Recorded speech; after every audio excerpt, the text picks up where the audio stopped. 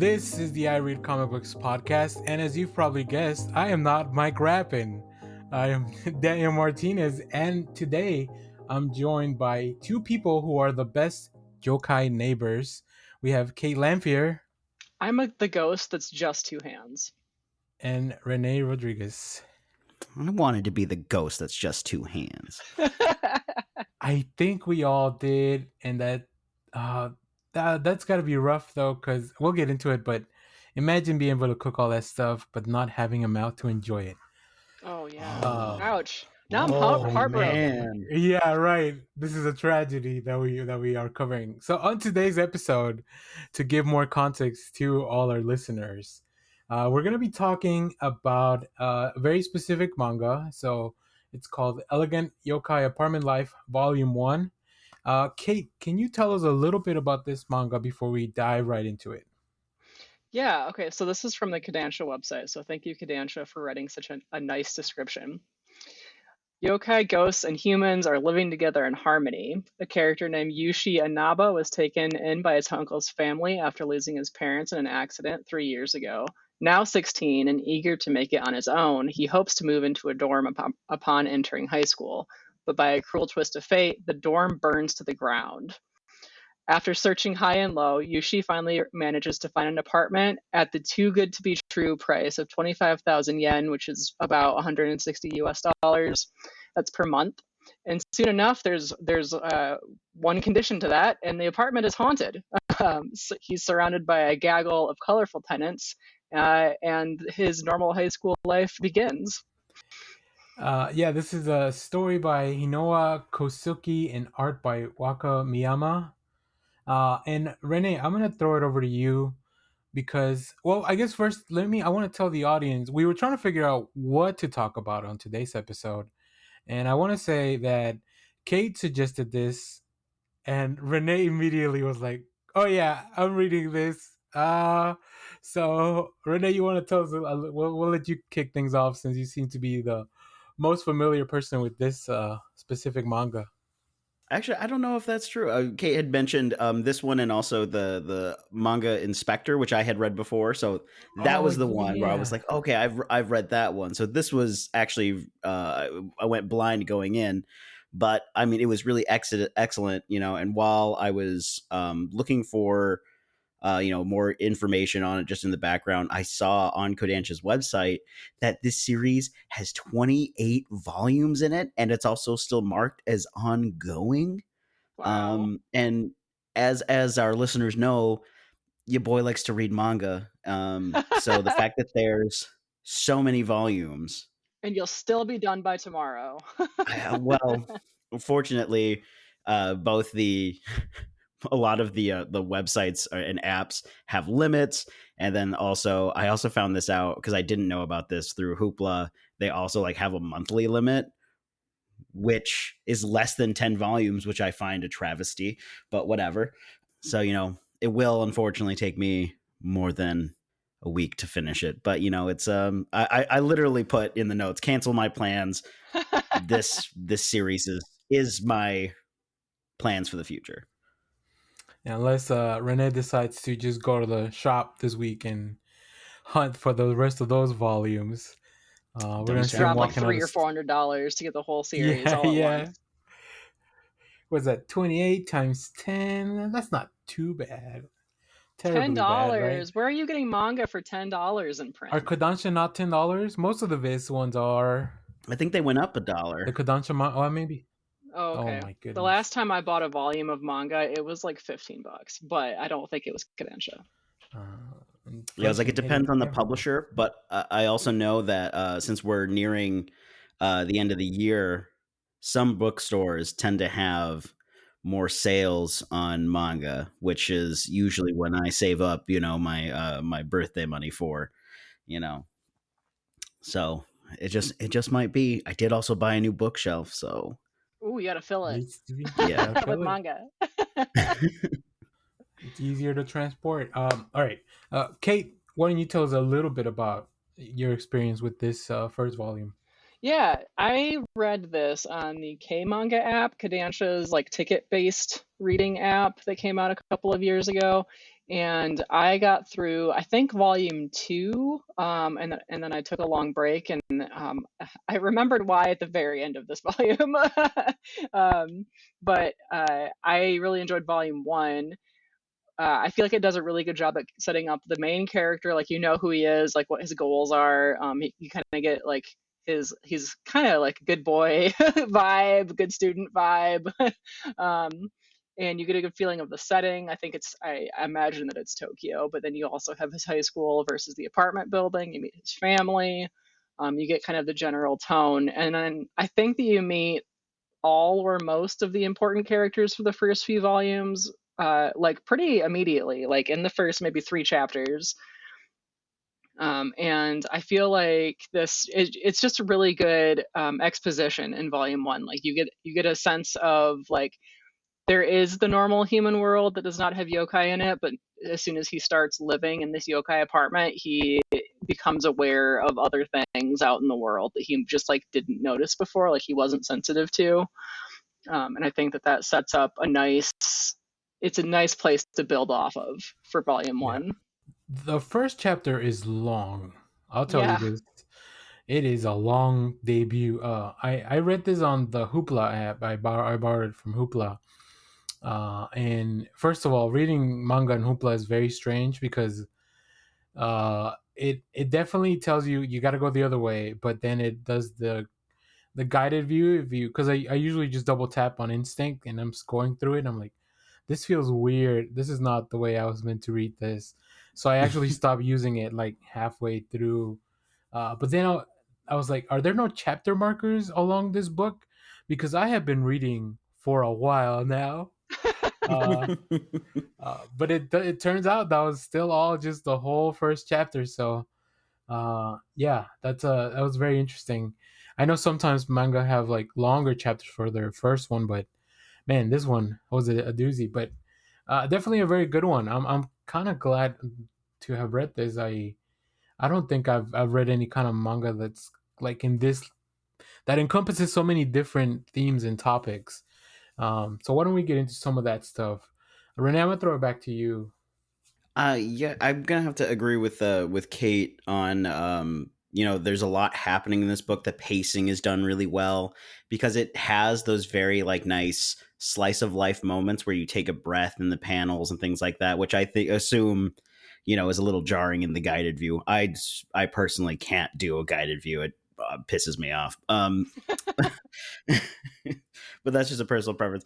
But like it has those nice little like breaths within it on some quiet panels, but also at the same time this book really really moves. Like he Inaba, again, like he's just hanging out with his, I think on like the third page he has a straight up fist fight with his best friend. Yeah, out of Yeah, nowhere. Yep. which as you end up, this is kind of a spoiler, but like it's a page. They're just like, yeah, just felt like we should do this sort of thing because they're in their last year in middle school. They're going to different high schools, so they're not going to see each other as much. But like again, straight up fist fight right away. I'm like, what is this, Bleach? I thought this was slice of life, right? yeah. And again, from the premise, the dorm burns down, which again happens really really quick, and you're just sort of moving through this story at a fast pace. And I think that fast pace sort of really helps though, because like there's those soft moments, but at the same time you don't feel like you're wasting a lot of time because these things just keep happening and it moves the story along without feeling stale. And I will say though, because I thought it was very interesting that you said, Kate, that like the end of the first volume made you want to pause. I ended up reading. I almost finished the third volume before I stopped, being like, "Oh, right, we're supposed to only be talking about volume one," because volumes just keep ending on cliffhangers. And I'm like, Yeah, I definitely continued to read into volume 2 the first time that I read this. But man, those characters that are introduced in like the very last page, I think that they just annoyed the crap out of me in volume 2. Like they're like if I remember right, they're like kind of troublemaker high schoolers. yeah, Um, they cause some issues for the main They character, and I was like, oh, they I look like they're can up to just no good. yeah. yeah. Yeah, they That was, show up because they're like, oh, well, this is just this place where this kid just lives, and there's obviously, if they're letting a kid live here, obviously it's pretty lax. So we could probably get up to some teenage hijinks. Was the whole vibe, you know? Yeah. There's some other kind of like high school kind of insensitive stuff that's said too. Like there's definitely like a male gaze like female character, and some of his other friends see another girl that lives in his building, and they're like, why would you ever consider moving out of this building when you have such a hot roommate? And just little stuff like that. Also, this is a good time to bring up the most upsetting part of this, which is that there are a lot of different ghosts that have died for a lot of different reasons, and there is like a toddler who was murdered, and you see that backstory, which was pretty rough. yeah, there's a lot of topics, and that's kind of what I was talking about earlier, where this book really tells the line between a lot of things, right? We get the goofy fight from the kids at the beginning. We get a pretty sad backstory for our main character, who not only lost his parents, then he has to move in with his uncle and his aunt, and his cousin for some reason hates him. And I don't think we really delved into that in this first volume. Maybe we will in the future. Hopefully we will actually. I That was one of the things that I was like, if we don't figure out why the cousin is Yeah, being such a bad person, like, can you imagine your cousin moves in with you because he just lost his parents, and you're just kind of a like, ah, man, especially because the artist like really made clear that there was some hate going on in every time the cousin showed up. So I thought that was very interesting. Hopefully that gets addressed later on. Um, yeah, there's a lot of little stuff that is just like touched on in this first volume, and I'm like, they could build on this for a while and like have a good reveal or a good like subplot just about this one little detail. Like one of the roommates or the building neighbors basically works at a yokai hospital, and she mentions this a couple of times. Like she works third shift. Her boss is a yokai. All of the patients are yokai, I think is what I picked up. And I'm like, I really hope that we get like the hospital arc, like how sometimes if you read like a high school manga, they have like the vacation arc. I want the he gets hurt and has to go to the yokai hospital. Instead of the beach episode, let's go to the Yeah, hospital. yeah, I mean, I don't see why we can't have both. I'm Yeah. just saying. yeah. Not that I really actually don't like the beach episodes, but I mean, you got to give the fans what they want. But I agree, Kay. I would love to see the Yokai Hospital, and like one of the other characters that I like, they're in there a lot, but not as much as I want them to, or not in the focus that they are. Which is there's another human that lives in the apartment building, and it's the main character. It's Inaba's favorite author. Yeah, I I thought we were gonna get a reveal that he is a ghost at same. some point, Yep. I'm and still I not was convinced like, that he's not. wait, that's true. That's true because I was like, wait, how long is this? First of all, the author is drawn very young. And I was Yeah. like, you're somebody's favorite author. But I guess nowadays that's a little more plausible where like somebody that's only a few years older than me wrote my favorite book just because like people can put stuff out there. Uh, but that was very interesting. I definitely agree with you. Like just seeing some of these human characters. But also the Like way I'm that like, he's dressed, this author, like definitely kind of like old robe style. He's yeah. got this walking stick. He's got the like wooden, I think they're wooden shoes. I'll have to Hmm. revisit that. But I'm like, this person looks like they're dressed for like 100 years ago Japan, not today Japan. Yeah. And Yeah. they make it very clear that anybody in the apartment building, because of whatever it was built on like this land that has this specific energy that any human or ghost or yokai they can touch like normal, like it does, it's not like you can just tell right away. Well, some of the you can tell right away for some, like if maybe somebody doesn't have a corporeal body and only has hands. Yeah, uh that's the chef. Yeah, the chef only has hands. And what you said something about they can't eat the food that they cook. Oh my gosh. This whole time I was like, oh, they're such a skilled pair of hands, and yeah, now my heart's broken. But all the food looks so good in this It volume. does. Yeah. And also because they're a yokai, because they're a spirit, they can make food for the other yokai, including the ghosts that live in the building, because the ghosts eat. And also, apparently, one of the ghosts has a job that they go Yeah. to every day Right. as a Yeah, then businessman. Yeah, the businessmen, they go to work. Like you could just like stay here. You're dead. Like why are you going to work? Which is another detail that they could build on, you know? Like why does Yeah. a ghost need a job? at, Yeah. at first I was like, because they very specifically set a timeline of like he's only planning to live there 6 months until the dorms are rebuilt, which also putting up a dorm back in 6 months that burnt down. Good on you. Great infrastructure of the city, I guess. Good, Yeah. solid planning. Yeah. But I'm like, so because I think by the end of the first volume, it's close to him having to leave. So I'm like, how are we? Like, what is gonna be the force that's gonna? And Renee's probably smirking because like he already knows like how he sticks around in the building. Uh, but I'm like, just like you put this clock on yourself, and then you do the pacing so like really fast. We get through the summer so fast. So yeah, I'm very excited to find out what's gonna happen next. But even just knowing that this could all change, and how he's been changing, I think one of the big themes of this first volume was like trying to find a new normal in multiple levels. Right, first he's in a new place living, and moving is always moving to a new place and living a new living situation is always stressful and something that takes time to adapt. Obviously, losing your parents is probably very hard. Like, luckily, I don't know what that is like yet, uh, but yeah, just all those, and then also the oh yeah, there's ghosts, there's yokai, and they're real, and you're gonna live with them. That's another whole adjustment. But I love the arc of him just realizing like I'm kind of growing up because I left a place that maybe wasn't the best for me, and I'm in a really good spot now. So Yeah, I agree. I really like that theme. At one point, he like is self-reflecting about the ways that he has changed. Like he talks about how it's easier for him to make friends now at his school.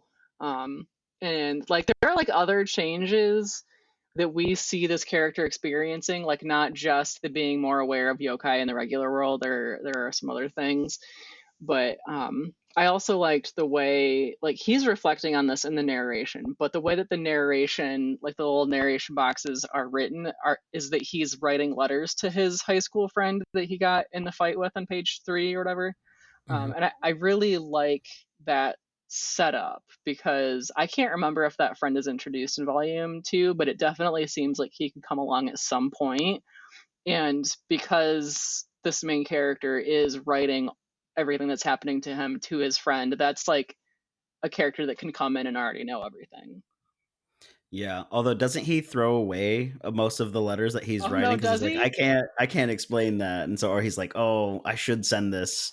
Um, I thought that's what happened, but I can't remember now. I I do remember he like struggles to like figure out if he should write to his uncle, like send him a postcard or something too. And I'm like, how far did this kid move? Because the plan was for him to live at home and then go to school. So like, how like if he hadn't found a place to live, so how far is he from that? That's kind of nebulous. The whole like where does he live in comparison to like the school and his uncle? Like it's close enough for him to go every day, but like I don't know how far it is where it would actually be like a hassle. So that's interesting too that he doesn't just communicate like, "Hey, I'm doing all right," or like a weekly check-in or something like that. So maybe his cousin is a little happier now that he doesn't live there, and he's just visiting, and she knows that he'll leave eventually. So Yeah, because also like him and his best friend, they go to different high schools, which like that can happen in the same town, but it's enough that they're not within walking distance of their high yeah, schools or even where they live. But he's in within walking distance of his school, so it is very interesting to think about because I completely didn't think about that. I That's weird. I remember that like that sensation of like you're in middle school with all your friends, and our middle school was like a feeder school to like three different high schools, plus like the art high school, if for those, or the like the magnet schools, whatever, like more technical schools. So like yeah, you never ended up knowing if you were gonna go to school with your friends in the next year, if you were just gonna still see each other or not. So that, or I don't know. I'm sure that even influenced a lot of people to be like, no, I don't. I want to keep going to school with my friends.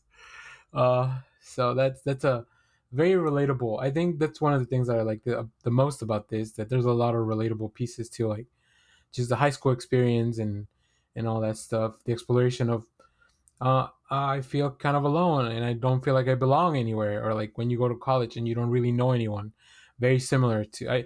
For some reason, I feel like Japanese high school is very similar to the experience of what we do for college, where it feels like you're more independent and you kind of on your own and almost thrown into the real world, like a practice real world. But I don't know. I don't know all the details of that. That's kind of how I related to this book too. Yeah. Yeah, because also isn't like him and his best friend's name's like Hase or something like that. Like they're both going to like business high schools, like with the intention of becoming businessmen. Because like his Inaba's is it Inaba? Am I saying his name right? I wrote Yushi because I think Inaba's Inaba. his Yeah. last name, but I never know. I always get it mixed up, like when because characters sometimes address him formally as by his last name, and sometimes they're more familiar and they just use his first name. So Okay. I don't know. I never know. When reading manga, it takes me forever to learn all the characters' names because they use so many different. They address them in so many different ways. Especially something Yeah. like this that's full of Yeah. so many characters, right? I wrote down a few names and like a little descriptor to make sure that I knew who I was talking about. Yeah. Yeah. But you're right. Yeah, Yushi Inaba. So I think Inaba's his last name because I think Mm, a lot of them call him like Inaba Kun or yeah. something like that. So like that would be, using his last name. But like because like his whole thing is he wants to like have a normal life as like, work in a regular or normal business and just like have a 9 to 5 and be able to just sort of live his life in he keeps using the word normal fashion. And so yeah, I think the independence thing that you were talking about, Danny, definitely makes sense, even specifically in this story because he's specifically going to a business school, even though we don't see a lot of what he's learning other than the club that he belongs to. The But English I Club, think yeah.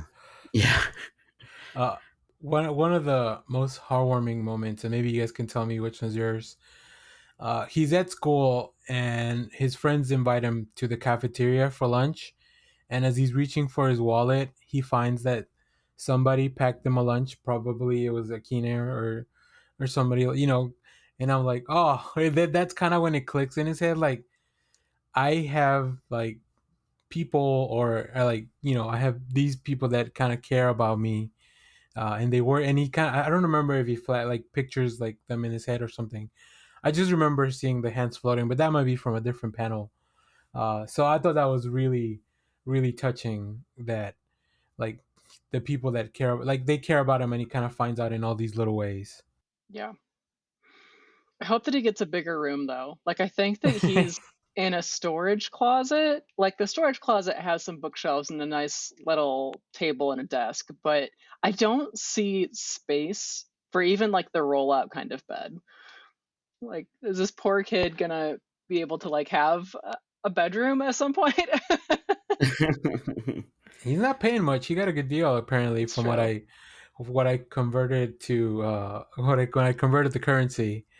So like that's not a lot, I don't think. So I yeah, think one of my favorite parts of this volume is that we see, I think, 4 different kinds of yokai dog. oh yeah, Notably, no other animal yet, I don't think. But we have like the little boys, just like regular oh little dog that's a ghost, and then you have the like wolf mother who talks and is like doing like I don't know den mother kind of things, protecting people. And then you have like the neighbors, the neighbor yokai who are like dog people that just like coming over and bringing some food to the barbecue, and yeah. then uh, a like a dog god. at a temple is mentioned. And I'm like, I want to meet the other kinds of animal yokai. Doesn't the painter have like a wolf or dog as well? Okay, yeah, that sounds familiar. You're right. Yeah. That's interesting. You're right. Because we see other types of creatures that I think the author, I forget the name of the author, but he says there's like, yokai that are animals, the yokai that are plants, and then we have these other ones that I don't even know how to classify that look like little clouds or Yeah. just like little forms that are very dark in tone just to kind of point out that they're there. I feel like that's the case. I think one of the neighbors, maybe it's I think Ryu maybe walks in with one in his hand. It feels like Oh, that. yeah. And I remember now seeing the birds that talk to him every morning. All The right. Oh birds were yeah, my yeah. favorite. Yeah. There's three little birds for the listeners. There's these three birds that hang out outside his apartment, and they talk smack at him most of the time. But also, like, there's a night where he's going through something emotional, and he wakes up, and they're like, "Oh, hey, how you feeling?" And he's like, "Get away from me!" Yeah, that's really fun because they're drawn in such a cute way too. Like the birds, like they almost look like the little Angry Bird design. Like that Yeah. they're like kind of big and plumpy, but they have these little weird looking faces. There are two things that I definitely want to touch on. First, we have an incident at school where one of his classmates, uh, she says bye to him and they're leaving, and he kind of gets his like spider sense almost. He feels like something bad is about to happen, and then she gets hit by a car or a motorcycle or something like that. And as she's sitting there bleeding, and he goes over and somehow does this thing where he takes away her injury almost, right, saving her life until the ambulance can actually come save her life and take her to the hospital. Um, so that was interesting, like him having some kind of ability, which I'm like, did he always have that? Is that something that he unlocked at the apartment, something like that? I don't know. Discuss. Yeah, I think one of the neighbors explains that that she's like, "Oh yeah, you have potential. Like you must have had some sort of hidden abilities, and just being in the apartment is like bringing it out." I think she mentions that when she's explaining like why, because he like passes out after healing his friend, right? Yeah, it was too much. I I maybe we will get him working in the hospital, Kate. Yeah. Ooh, Oh, good connection. I like it. I gotta go. I gotta read more of this manga. Yeah, right. Does he become a Uh, doctor? All he ever wanted to be was a businessman. that's right. He's in the wrong profession. I think he needs to go to that exorcist school. yeah. Yeah. Or he could God, he Kate, could be like the cool guy that is yeah, like not the landlord, but like the Akira, I think is his name. yeah I yeah wrote yeah. Akira, cool guy, so like it's got to be him. That guy is cool. Like it's like he like looks like the main character, but he like Yeah, only pops in every now and then. Are you talking Like about the that guy guy's that they cool. all like line up for Yes. with the Yeah. long hair? Yeah. Like there are like levels of not seniority. Yeah, there's a couple of humans, like older humans in this building that seem to have special abilities or special respect or something like that. And one of them kind of seems sort of shifty, like he tries to sell the main character something like right out of the gate, and the other yeah. characters are like, "No, not today. This is our new friend. He lives here. Don't bother him." He just got here. I'm like, what is this guy's story? Yeah, he's the guy that smokes, right? That he's. I'm not think. Yeah. I'm not saying smoking is cool, but characters drawn with a cigarette is like, oh, they're trying to make him look cool.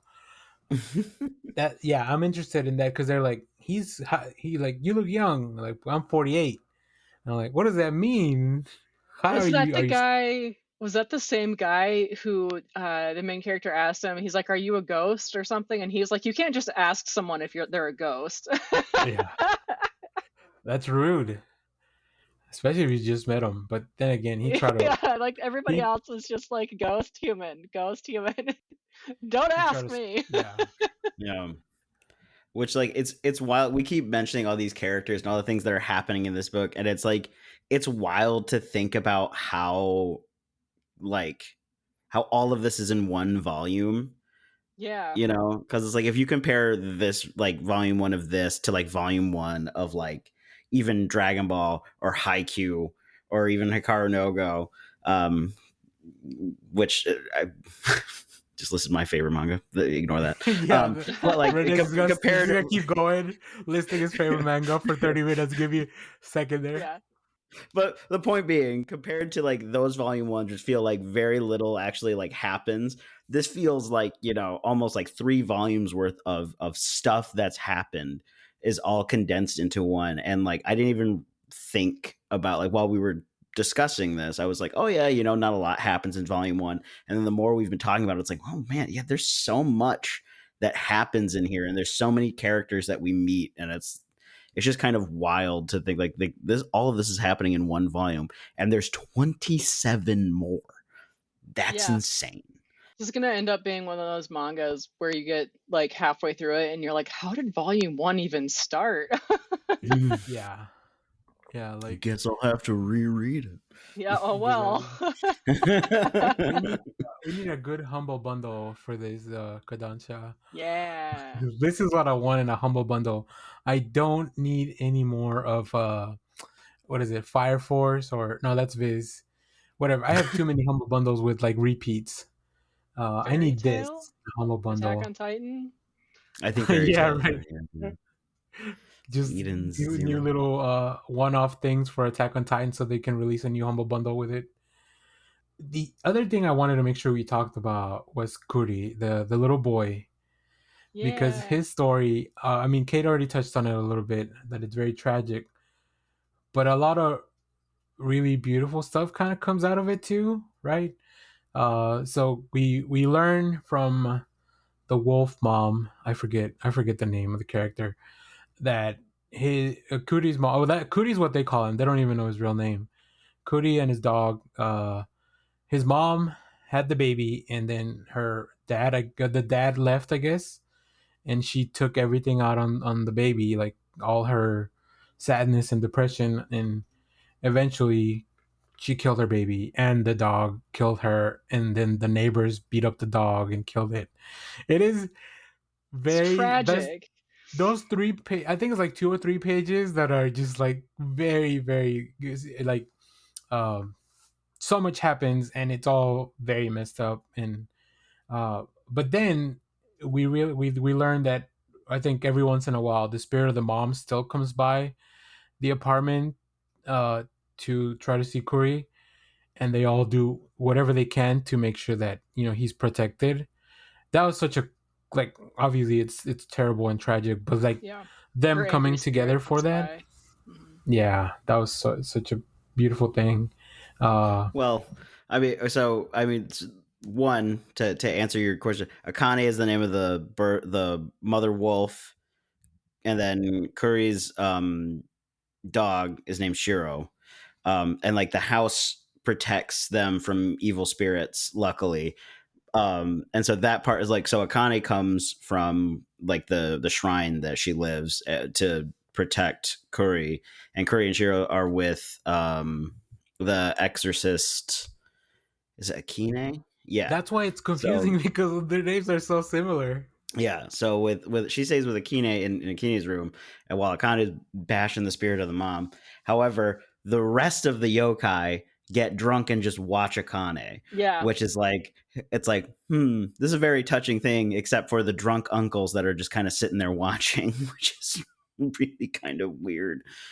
And so like you have that weird kind of like, this is a very serious thing that's happening, and you just had like, 3 or 4 pages of very, uh disturbing, things that are Yeah, there talking about the story, and then it, kind of cuts to them just kind of drinking, and it's just very, it's sort of interesting because it doesn't feel out of place, and it doesn't feel very sudden. Like it feels, I think even Inaba touches on it, that he's like, this is sort of the way it's a horrible thing that's happened, but they're also not letting it prevent them from moving on and changing, which again is like another thing that we've touched on, that is a whole part of this story, is changing and learning to adapt and accept the things that have happened to you and not letting them prevent you from growing, which I think was a huge part of just not only that section of the story, but adds to the whole vibe of it, if that makes sense.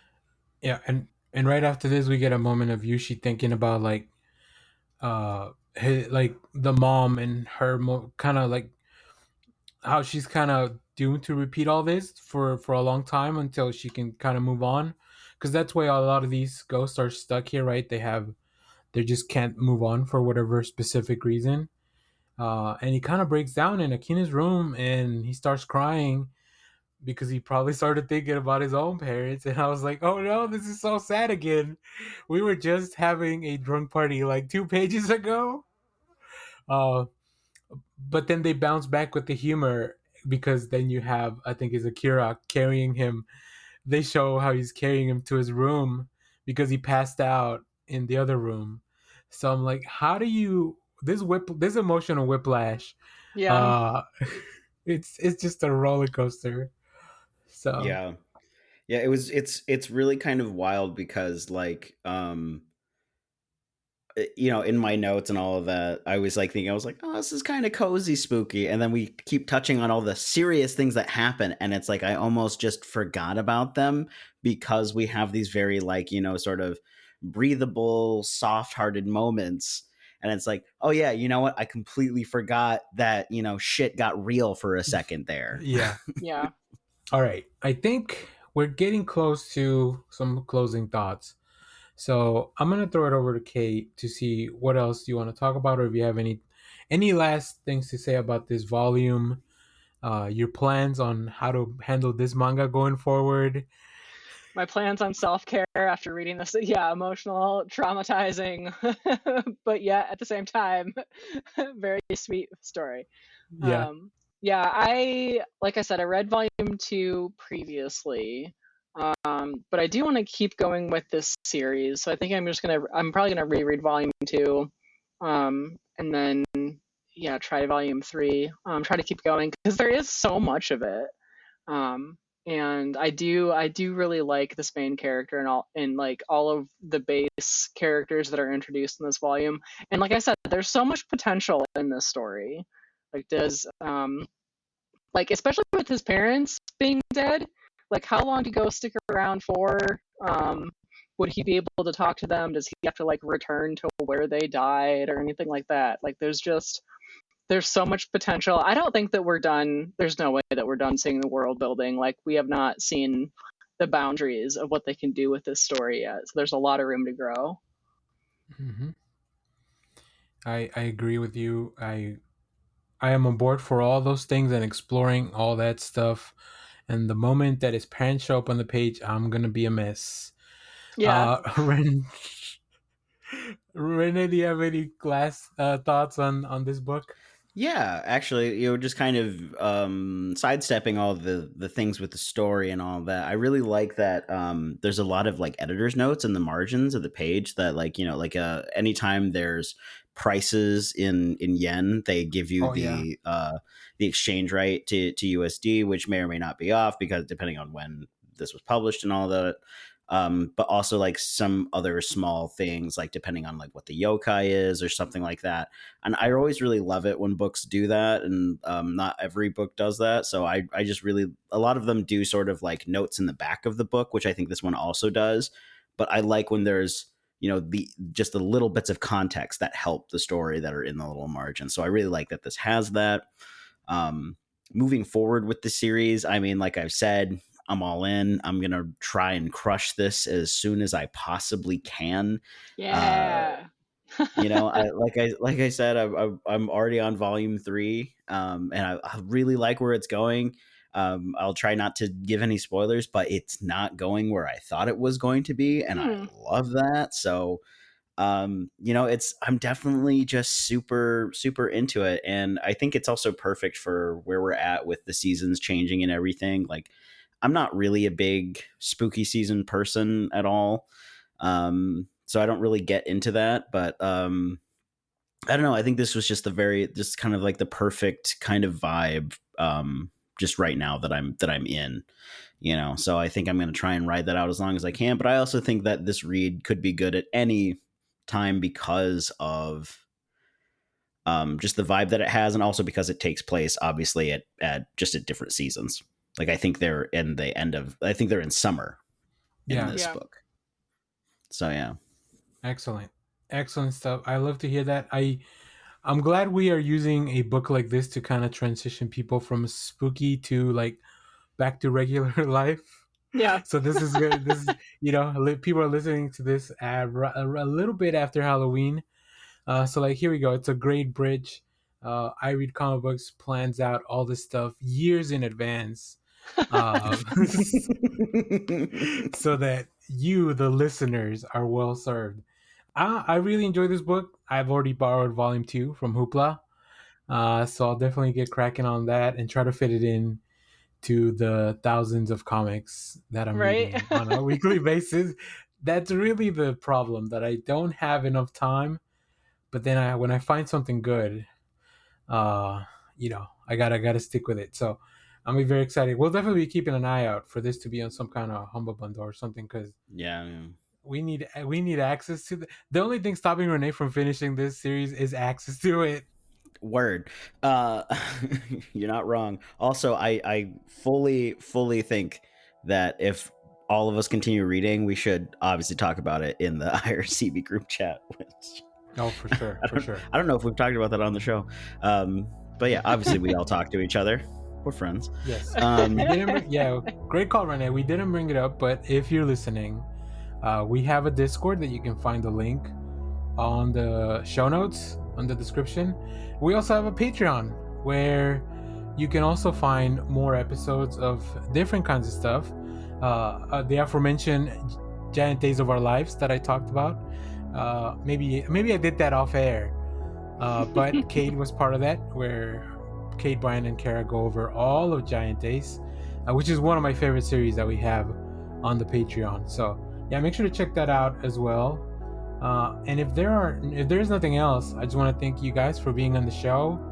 I want to thank Mike for allowing me to host, which is always a gamble, I think. So, you know, hats off to our brave leader. I want to thank Nick for proof listening this episode. I hope we convince at least Nick to go read this right after. We'll see. We'll update everyone on that. And until next time, comics are good, and so are you.